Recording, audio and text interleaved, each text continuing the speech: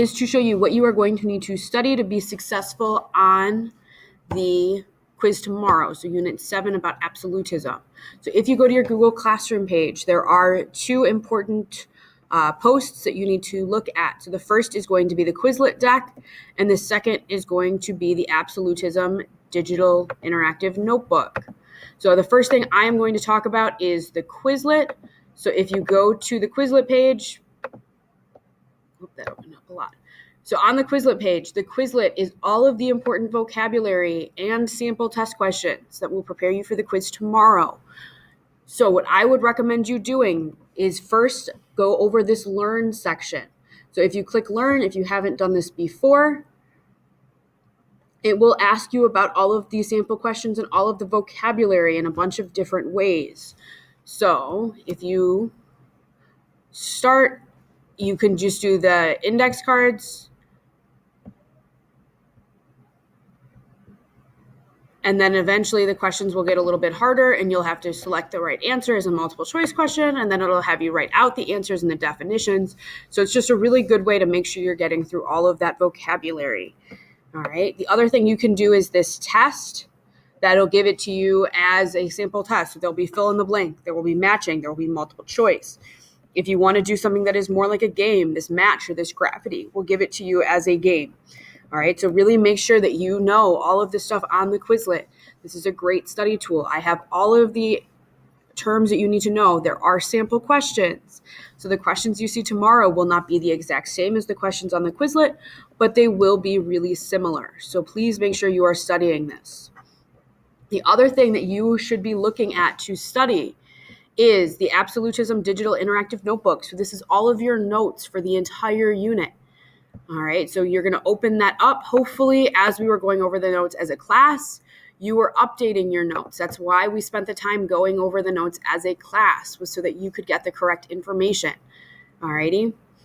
So I'm going to give this a second to load, and then I will walk you through what you need to know from the notes.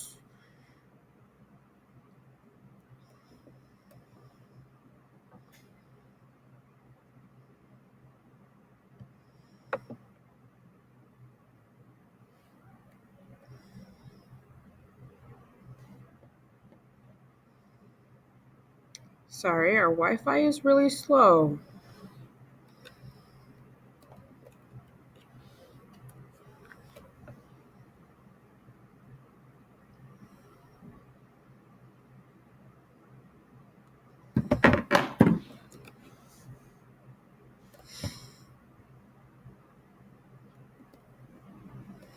All right, so first two pages are your vocabulary. So you can study these pages or you can study the Quizlet. It's a lot of the same information. Your second page are your causes and effects of absolutism. This is definitely going to be on your quiz tomorrow. All right, so make sure you know why absolutism started. All right, so absolutism is the idea that one ruler, one king or queen, is going to have all of the power within their country. All right, so you need to know why that happened. All right, so in class, we talked about how there were so many disputes over land, over religion, that they thought one ruler would be best to squash all of those revolts and rebellions.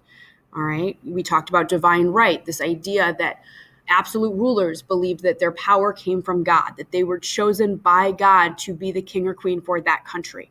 All right, so make sure you're studying those causes. Make sure you understand some of those characteristics. So when we're talking about absolutism, what are those rulers liked, right? Are they well liked? What kinds of policies did they use? How much money did they have? How much money did they spend? All of that we talked about, that is going to be important for your quiz. So you must know what absolute rulers are and how they came to be.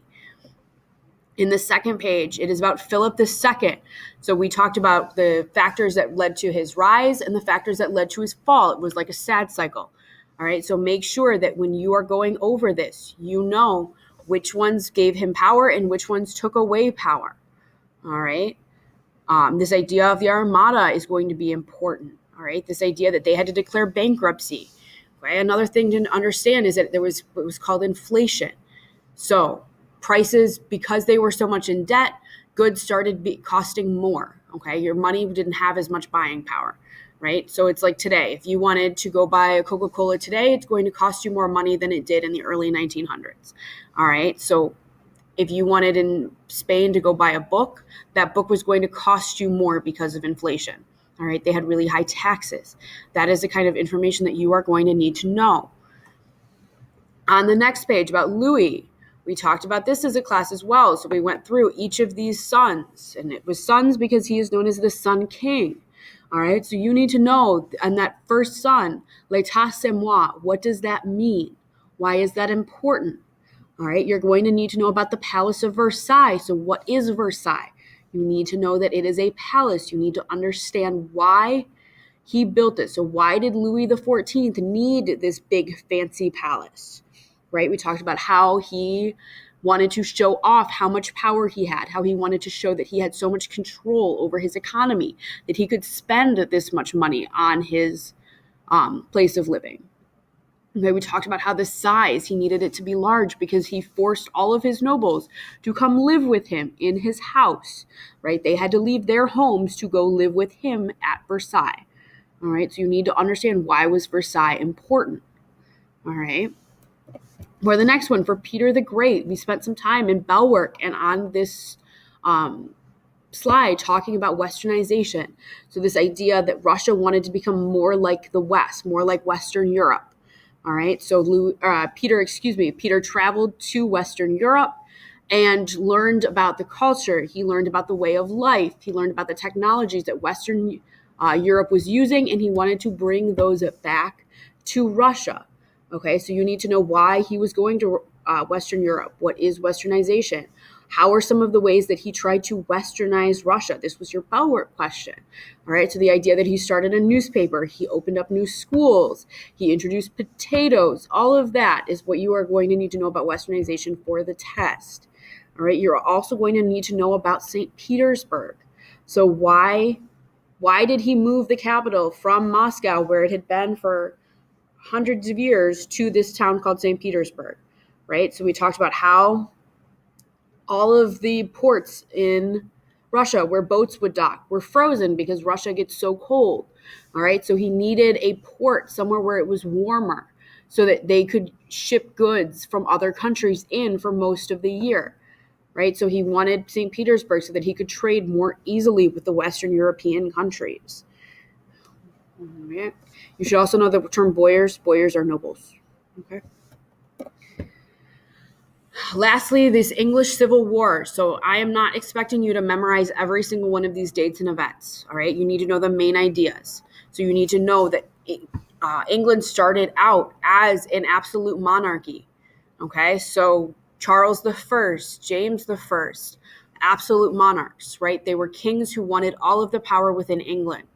All right. But unlike the other countries that we read about, the English people actually tried to stop their absolute rulers, right? They thought that it was a bad thing that these rulers had all the power, that they were raising taxes, that they were spending all of this money.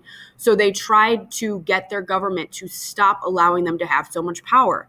All right. So this event in 1653, when this guy named Oliver Cromwell helps overthrow the monarchy, the king of England, and appoints himself the ruler, right? We got rid of this absolute monarchy. Okay, the next event, the Restoration. So restoration comes from the word to restore or to fix. So after Oliver Cromwell, the British saw that that was not working for them. They needed a monarch, right? So Charles II comes back and is a new monarch, a new king for England. All right. And the other event that you need to understand is this last one on the timeline. So the English Bill of Rights.